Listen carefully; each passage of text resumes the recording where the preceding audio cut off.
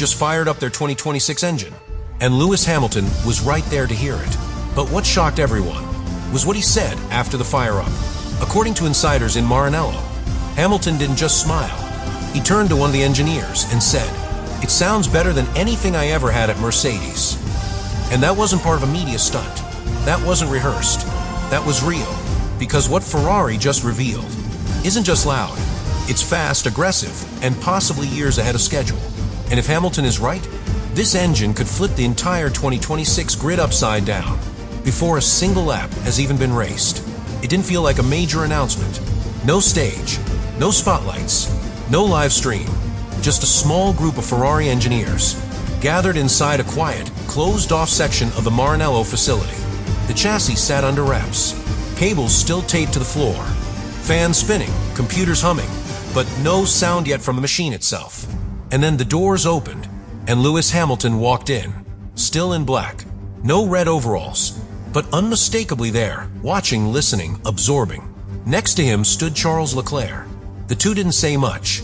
They didn't need to, because everyone in the room knew what was about to happen. The SF-26 wasn't just about to breathe. It was about to speak for the first time. And when it did, it wasn't subtle. The ignition caught clean. The power unit coughed once, then roared, low, aggressive, mechanical. Not refined, not restrained. Raw. No one looked at a stopwatch. No one needed to, because in those few seconds, as the exhaust note echoed across the floor, Hamilton smiled. Not politely, not for show. It was the kind of smile that says, "Okay, this is real." And that's when people around him started realizing this wasn't just a fire-up. It was a shift in tone. Not just for Ferrari, but for Formula One. For most teams, a fire-up is just a formality, an internal milestone, a check mark before the dyno runs begin. You confirm the ignition cycle, make sure the sensors are reading properly, then shut it down and start troubleshooting. But this wasn't just noise.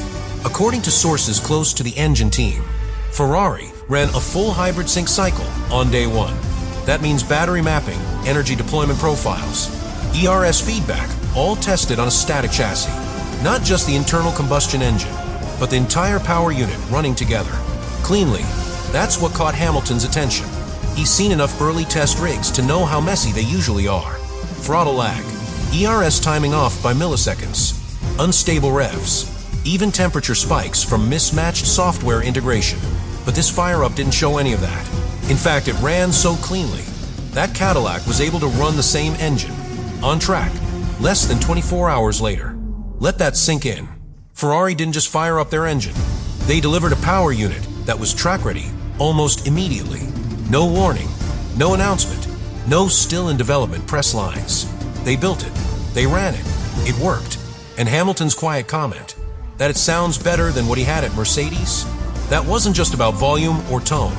It was about control, about precision, about how far ahead this engine already seems, in a regulation cycle that hasn't even started. And that's where things start to get uncomfortable. Because if Ferrari's system is already this refined, what else have they finished that no one's seen yet? At first glance, Hamilton's appearance in Maranello looked ceremonial. A gesture, the new signing showing face at the factory. A handshake here, a photo there, nothing unusual. But the longer he stayed, the more questions it raised. Because Hamilton didn't just listen to the engine. He didn't just smile for the cameras. He stayed well after the fire-up. He asked for data. He sat with the engineers.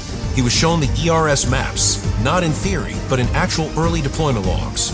He wanted to see how the system responded under throttle load. And more importantly, how predictable it was. That's not PR. That's evaluation. And that's when the twist became clear. Hamilton wasn't there to witness a milestone. He was there to assess it. Because he's not just joining Ferrari for the logo. He's betting the final act of his career on this project. And that means knowing, not guessing, that the car can fight.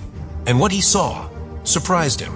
According to two independent sources, Hamilton privately admitted that Ferrari's energy management system, at least in its current form, felt more cohesive than what he experienced during his last hybrid years at Mercedes. Let that sink in. This isn't some junior driver learning a new dashboard. This is Lewis Hamilton, comparing Ferrari's 2026 unit to the one he won titles with, and choosing this, which means the fire-up wasn't about Ferrari proving something to the media. It was about proving something to Hamilton, giving him the final piece of evidence he needed, that the move he's making isn't a gamble. It's a strategy, because what Ferrari just revealed wasn't just a power unit. It was a warning to everyone still hoping they were behind schedule.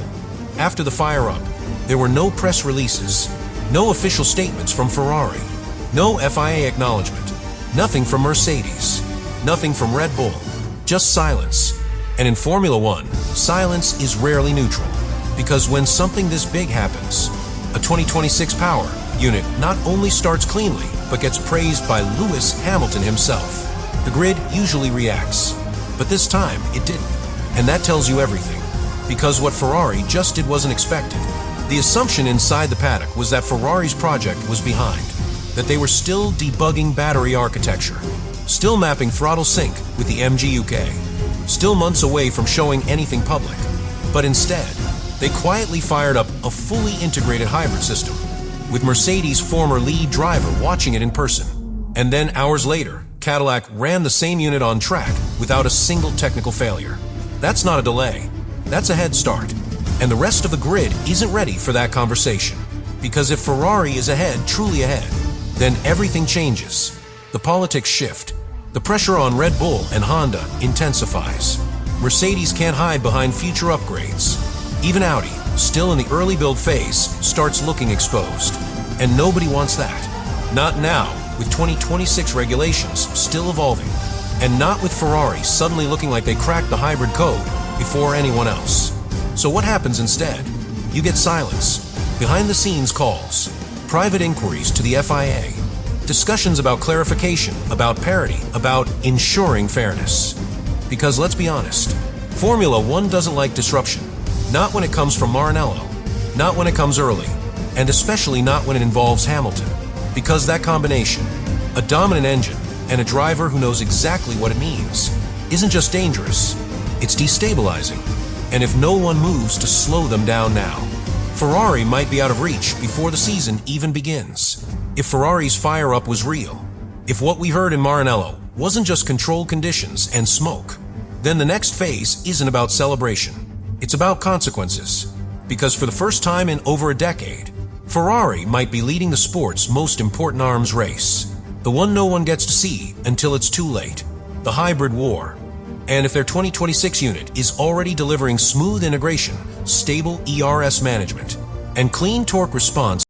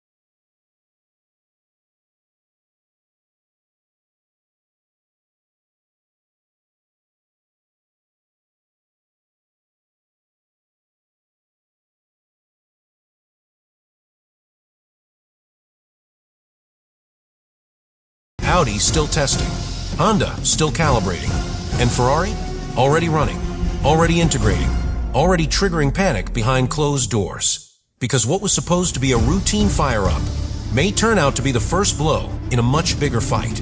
And right now, Ferrari's already landed it. So now the engine's running. The data's been logged. The world has heard it. But what comes next?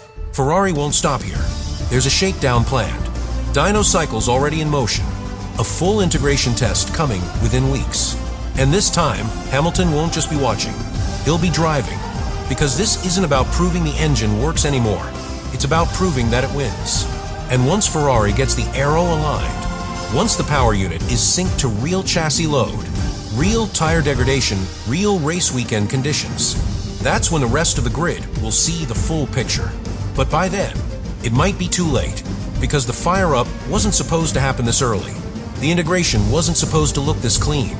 And Hamilton, he wasn't supposed to say what he said. But all of that happened.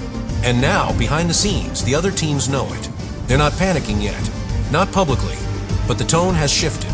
Because if Ferrari's already this far ahead, and Hamilton is as impressed as sources suggest, then the entire 2026 landscape just tilted. And there's still so much we haven't seen. Battery cycles under heat stress, ERS harvesting under full race distance, rear stability with dynamic deployment, how it behaves in traffic, how it behaves in Bahrain. All of that is still coming. And if Ferrari's foundation holds, if this engine proves not just powerful, but consistent, scalable, and race-ready, then the real fight won't be who catches up. It'll be whether they ever can.